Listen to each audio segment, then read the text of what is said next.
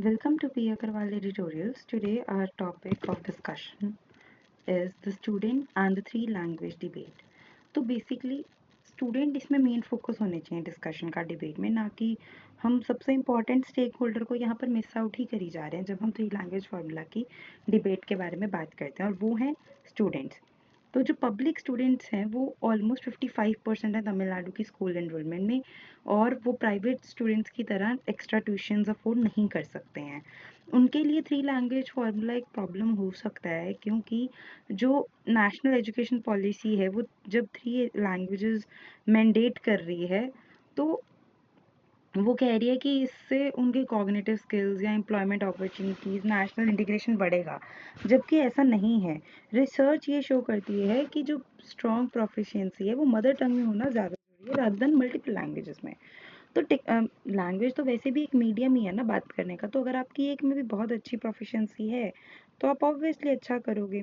फिर technological advancements की बात आती है, तो एआई टूल्स में reduce the need for language proficiency in knowledge acquisition. तो आजकल एआई टूल्स ने वो काम भी ख़त्म कर दिया कि आपको लैंग्वेज, मतलब एआई टूल्स से आप दूसरी लैंग्वेजेस में इजीली कन्वर्ट वगैरह कर सकते हो, ऐसा ऑथर का कहना है। फिर नेक्स्ट, अब क्या बात करते हैं ऑथर कि reality of public school education. तो जो तमिलनाडु की प्राइमरी स्कूल की एजुकेशन क्वालिटी है वो काफ़ी पुअर है। 88% जो क्लास 3 के स्टूडेंट्स हैं उनमें बेसिक लिटरेसी नहीं है। तो जो इंग्लिश लर्निंग है वो एक ऑलरेडी एक मेजर चैलेंज है उनके लिए, एक थर्ड लैंग्वेज का ऐड कर देना उनके लिए और भी ज़्यादा बर्डन क्रिएट करेगा। काफ़ी पब्लिक स्कूल स्ट्रगल करते हैं इंग्लिश के साथ, जब वो मतलब जब स्टूडेंट्स हायर एजुकेशन में जाते हैं तो उन्हें इंग्लिश में बहुत ज़्यादा प्रॉब्लम आती है। Gradual erosion of RTIs effectiveness.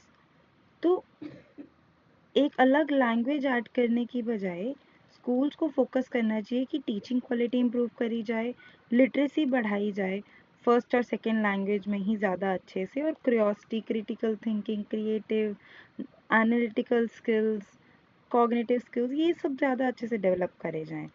तो डीपर अंडरस्टैंडिंग फ्यूअर सब्जेक्ट्स की होना ज़्यादा बेटर है रादर देन सुपरफिशियल अंडरस्टैंडिंग, मतलब ऊपर ऊपर की नॉलेज ज़्यादा सब्जेक्ट्स की।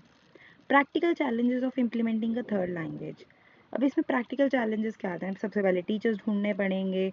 ऑलरेडी तमिलनाडु का 80 से 90% पैसा एजुकेशन बजट में जो एजुकेशन बजट का 80 से 90% पार्ट है वो टीचर की सैलरीज में जा रहा है, और इंफ्रास्ट्रक्चर पे वो बहुत कम लगा पा रहा है। अगर हम थर्ड लैंग्वेज ऐड कर देंगे उनको और ज़्यादा पैसा, जो फंड्स हैं वो इस तरफ जाएंगे टीचर्स की सैलरीज में, जो नया थर्ड लैंग्वेज के लिए हम टीचर ढूंढेंगे, और स्कूल में जो फैसिलिटीज़ इंप्रूव करने के लिए पैसा जाना तो वो और कम हो जाएगा।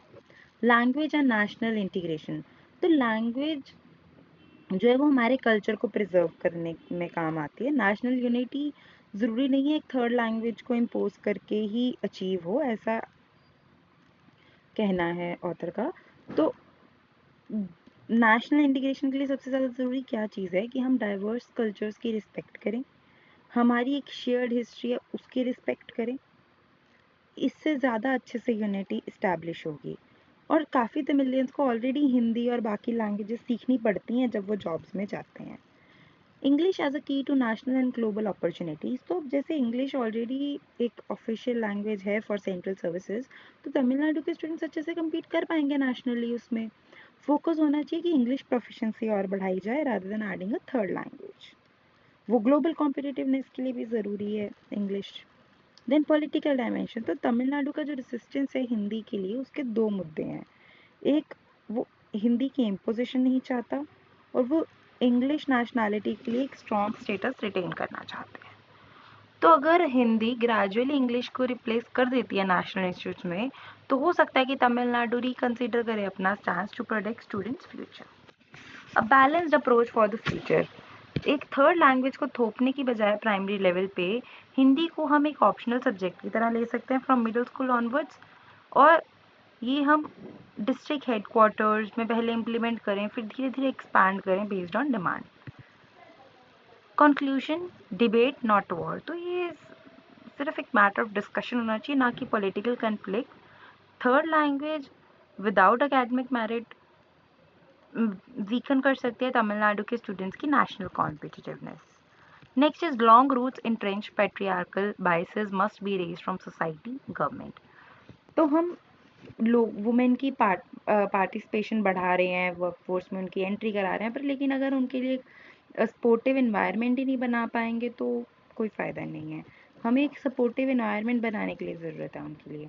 जैसे अभी रिसेंटली क्या हुआ कि मध्य प्रदेश के जो 2 वुमेन जुडिशियल ऑफिसर्स थे उनको अनफेयरली डिसमिस कर दिया गया, ये कह के कि वो इनएफिशिएंट हैं। सुप्रीम कोर्ट ने अभी उनको दोबारा से जॉब पर रखवाया। उनमें से एक के मिसकैरेज हुआ था, जो कि खुद एक बहुत बड़ी प्रॉब्लम है, एक ट्रॉमा है एक इंसान के लिए।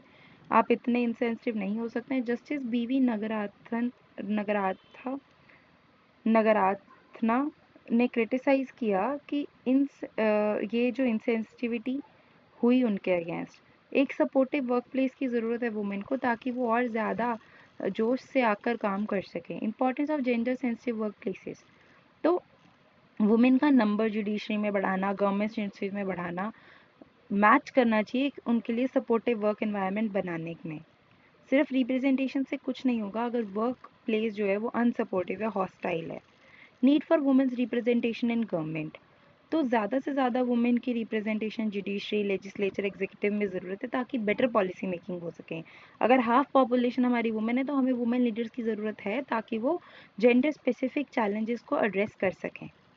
प्रोटेक्शन ऑफ मैटरनल राइट्स, तो जो वुमेन है उनको हम ये नहीं कह रहे हैं कि कोई डिस्क्रिमिनेशन करो, उनको सेफ गार्ड करना चाहिए डिस्क्रिमिनेशन से, specially during pregnancy and maternity. क्या होता है, जैसे प्राइवेट सेक्टर में भी क्या होता है कई बार कि जब कोई वुमेन प्रेग्नेंट हो या मैटरनिटी लीव पे जाना हो तो उसको पहले ही निकाल देते हैं, या फिर लोग वैसे बाकी प्लेसेस में भी उनके साथ बाइसेस करते हैं कि ये तो इनएफिशिएंट है, ये काम ज़्यादा नहीं कर रहे हैं, ये वो।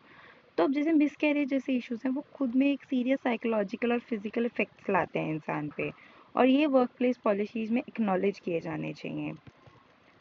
Then patriarchal biases must be raise, तो जेंडर मैं यही नहीं कह रही हूँ कि वो पुअर परफॉर्मेंस का एक्सक्यूज़ होना चाहिए, पर लेकिन अनफेयर डिसमिसल का रीज़न भी नहीं होना चाहिए। तो सुप्रीम कोर्ट की इंटरवेंशन हाईलाइट करती है कि patriarchal system still influence decision making.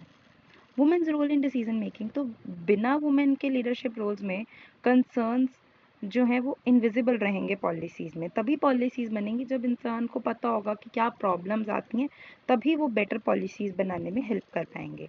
Education and workplace safety are key, तो इक्वल एक्सेस मिले एजुकेशन का, वर्क प्लेस पे सेफ्टी, यही सारी चीज़ें हैं जो वुमेन को एम्पावर करने में हेल्प करेंगी। Thank you for today's articles. Thank you.